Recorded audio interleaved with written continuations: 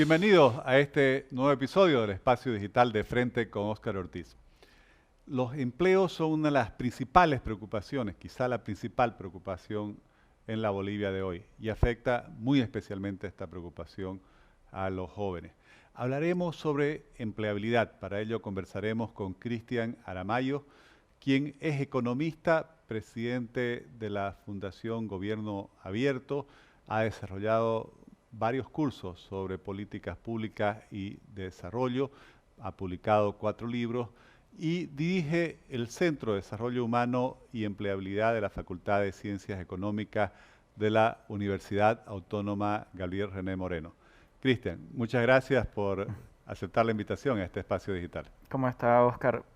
Más bien, el agradecido soy yo por la consideración y bueno, creo que podemos hablar sobre empleabilidad, va a ser bien interesante. Sí, me llamó la atención primero que exista este centro Ujú, especializado en empleabilidad en nuestra Universidad Pública Gabriel René Moreno. Y me gustaría conocer primero, como introducción a esta conversación, ujú, ¿cuál es el concepto de empleo en Bolivia? Generalmente hemos ujú. trabajado mucho el concepto del trabajo y quizás como reivindicación social, Claro. ¿no? Si hablamos en términos, el concepto moderno del empleo, ¿cómo lo definiría? Bueno, justamente a partir del contexto que mencionaba, es de que hay en este momento 4 grandes variables que normalmente se las ve en historia económica, que tienen que ver con tecnología, que es un grupo de variables, otra que viene a ser instituciones, otra viene a ser geografía y otra que viene a ser el cambio tecnológico. Cuando uno ya ve esos cambios en las diferentes variables, uno observa de que estamos en un gran momento. Y a partir de ahí es de que el ser humano, satisfaciendo sus necesidades, busca cómo generar los ingresos. Ahora bien, ¿qué es lo que ahí, cómo se inserta, ¿no?, la palabra clásica de empleo o trabajo, la generación de recursos? Viene a ser básicamente el desarrollo y o la aplicación de habilidades para la generación de recursos. ¿Por qué está esta definición sí tan específica en relación a las habilidades? Porque ya los parámetros de éxito, el de productividad e inclusive de éxito profesional, no tienen que ver con el jornal diario ni con el jornal mensual, sino con la resolución, con la forma en cómo se van a resolver problemas y cómo evidentemente uno vaya a ser retribuido por la resolución de esos problemas. Cristian, vivimos en un país en el cual 80% de las personas Ujú, trabajan en el sector informal. Primero, qué te dice este dato? ¿Cuál es el impacto de este número ujú, sobre Bolivia, sobre su situación social, sobre su estado, digamos, ujú. de bienestar o de prosperidad de las personas? ¿Cuáles son las causas? ¿Cómo ves que la informalidad tenga un número tan alto en cuanto a la ocupación laboral? Claro, el tema de la informalidad es, para volverlo en un lenguaje mucho más coloquial, es como una carrera de postas en la que uno está saltando obstáculos y uno está compitiendo con otras personas. Bueno, el detalle es de que existen algunas barreras que son propias de la carrera, ¿no? La edad, la experiencia, que son inherentes a la misma dinámica de la carrera, en este caso de la vida adulta, ¿no? Entonces, en ese marco, lo que ocurre es de que se generan algunas imposiciones que vulneran los derechos y las oportunidades de los competidores, particularmente de los más vulnerables. ¿En qué sentido? Si uno le pone una barrera muy alta para ingresar al mercado formal, significa un obstáculo demasiado alto para un joven que quiere ingresar al mercado legal con los derechos sociales, ¿no?, con reconocimiento de vacaciones, antigüedad, etcétera, y que precisamente al no poder ingresar ahí se ve ante la competencia que otros jóvenes que sí tienen esas oportunidades, que sí tienen las chances de ingresar al sistema financiero, de acceder a seguridad social de largo plazo, de corto plazo, y que al final de cuentas estas imposiciones, como le mencionaba, o estos obstáculos que se van poniendo en esta carrera, obligan a que, y bueno, condenan a ese 80% del mercado, ¿no? Dependiendo mucho de cómo uno vaya a medir la informalidad, porque hay diferentes parámetros, inclusive grados de informalidad, pero Lo importante en el concepto es de que no es prudente generarle más obstáculos a los jóvenes ante una presión demográfica tan fuerte como la que tenemos hoy. Más del 64% de la población es menor de 29 años y otro dato interesante es de que en el caso de Santa Cruz y se replica en el país, más del 40% es menor de 18, lo que significa que hay una presión sobre el mercado de mucha gente que va a estar buscando satisfacer estas necesidades. Y si le ponemos, además de ello, obstáculos como un incremento en el salario mínimo, incremento de tributos o impuestos, esto va a generar de que estos jóvenes que están buscando algún éxito profesional, más bien encuentren en la sociedad obstáculos. Y eso, en definitiva, los condena a lo que mencionaba antes, a precariedad laboral, a no tener seguridad social, y consecuentemente a que otras personas sí tengan acceso a esas oportunidades y bueno, que se generen desigualdades muy, muy fuertes.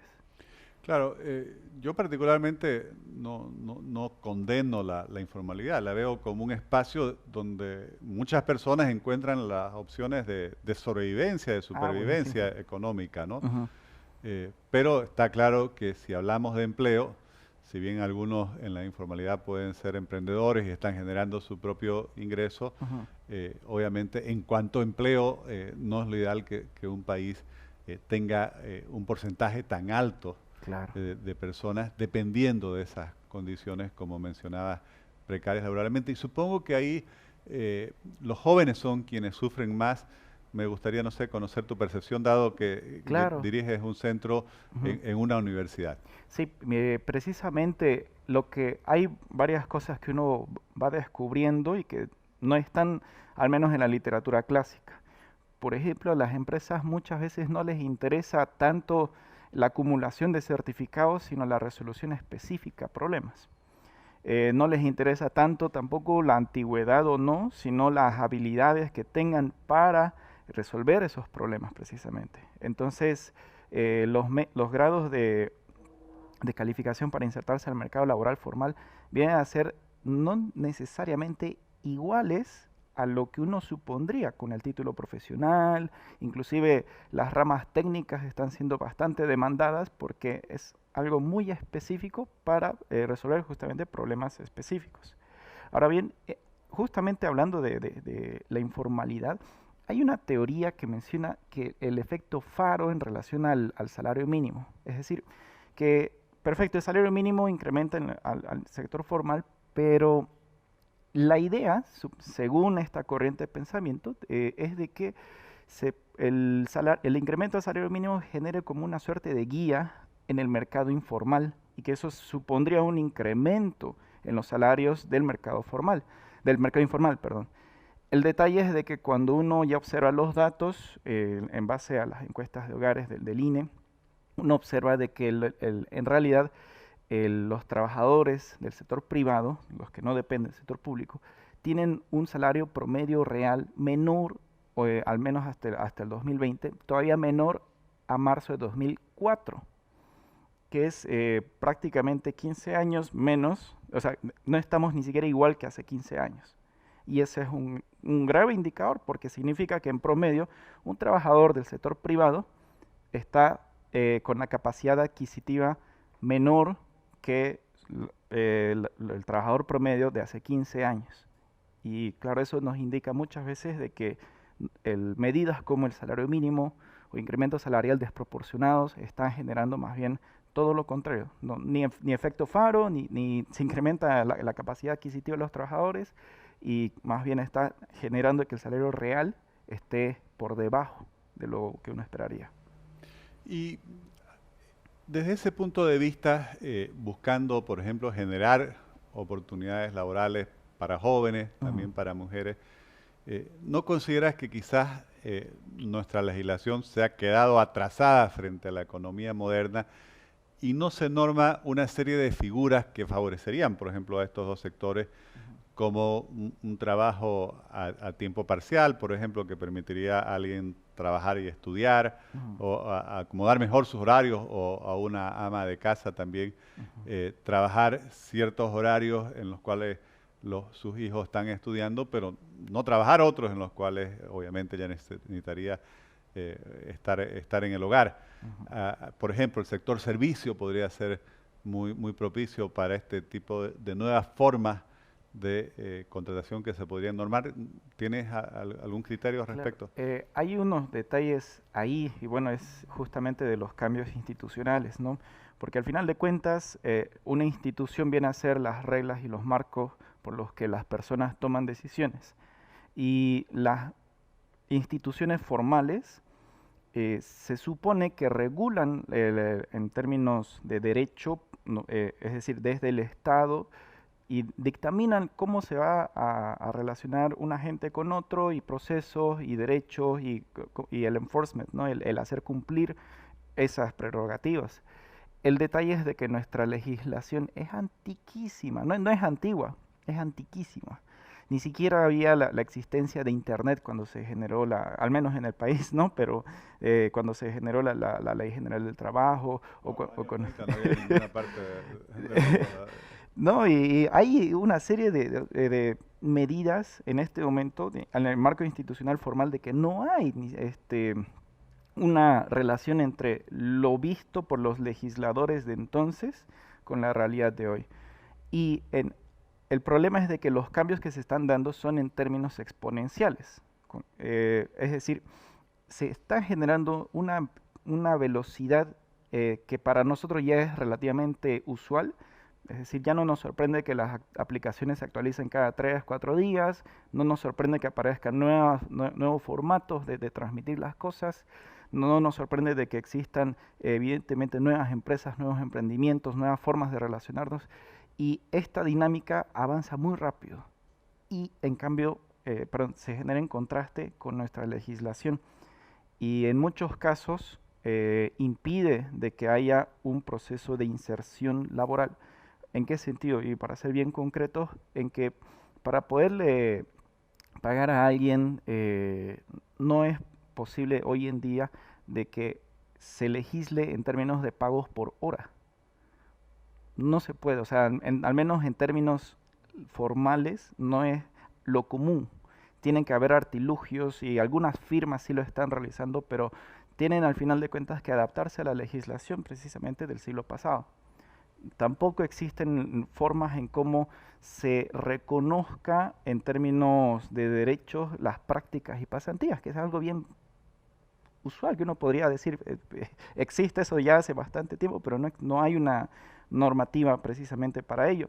Y las presiones en términos de salarios para ingresar al mercado laboral han generado de que estas opciones que no están reconocidas por ley en muchos casos se conviertan en la única opción que tienen los jóvenes de ingresar al mercado. Y las consecuencias son fuertes, pasantías por más de 3, 4 años, lo veo eso casi todo el tiempo, o empresas que están aprovechándose ya de la legislación para labores operativas, como ser la realización de trabajos que no son profesionales, pero que sí son prácticas profesionales. Y eso muchas veces le genera un perjuicio a la persona que está ingresando al mercado laboral y que también a la empresa, bueno, básicamente buscan cómo subsidiar ese encarecimiento de personal a partir de prácticas. Por dar solo algunos ejemplos, ¿no? Cristian, y para terminar esta conversación, ¿cómo analizan desde el centro que diriges el impacto que ha tenido la pandemia sobre el empleo, que obviamente ha sido bastante destructivo, creo yo, del empleo, agravando ya una tendencia económica declinante que venía desde hace algunos años? ¿Y cuáles debieran ser las principales políticas públicas que debiéramos desarrollar o ejecutar para, por un lado, defender empleo actual, recuperar empleo perdido y además hay que generar condiciones para esa demanda de todos esos jóvenes que todos los años precisan ingresar al mercado laboral? Lo fundamental, bueno, en términos de impacto, lo que ha ocurrido es de que se han acelerado procesos que ya habían empezado a inicios de siglo. Desde la digitalización, la sustitución de mano de obra a partir de incorporación de métodos tecnológicos, todo ello ya estaba. No es que hay una absoluta nueva realidad, sino que estamos en un proceso acelerado de lo que ya venía pasando antes. en ese marco es de que hubo un daño muy fuerte a aquellos agentes que no lograron adaptarse o que no estaban siquiera percibiendo entre sus planes estratégicos adaptarse a los procesos de innovación que habían.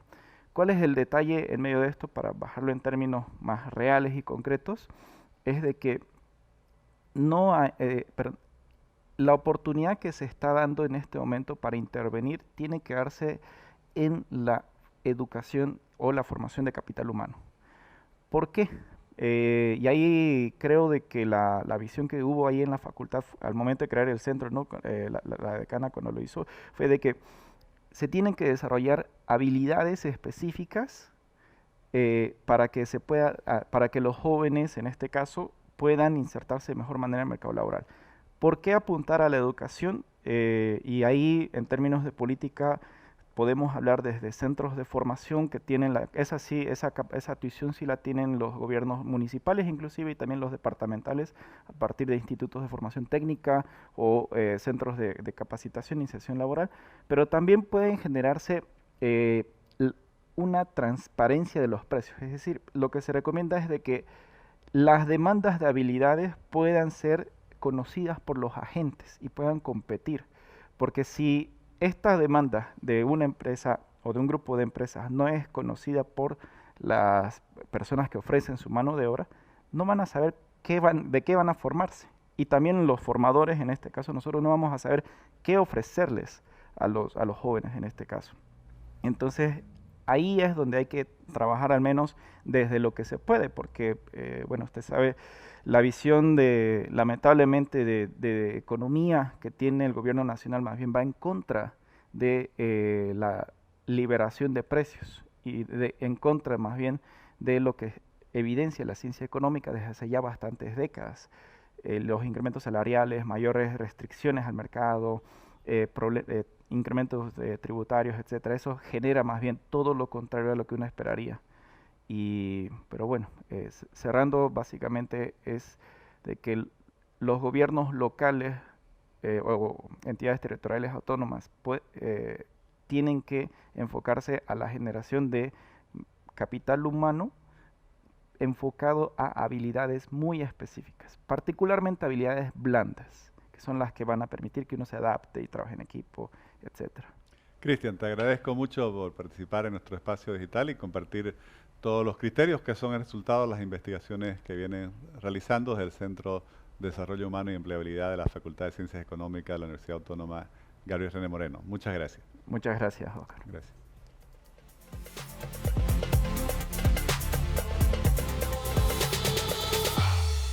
El hecho de que 80% de los bolivianos tengan que trabajar y subsistir desde la informalidad muestra que algo está mal en Bolivia, que las condiciones institucionales, normativas, obviamente no favorecen la creación de empleo sostenible, de empleo de calidad, y obliga a los bolivianos en su inmensa mayoría a buscar opciones de sobrevivencia en ese espacio informal.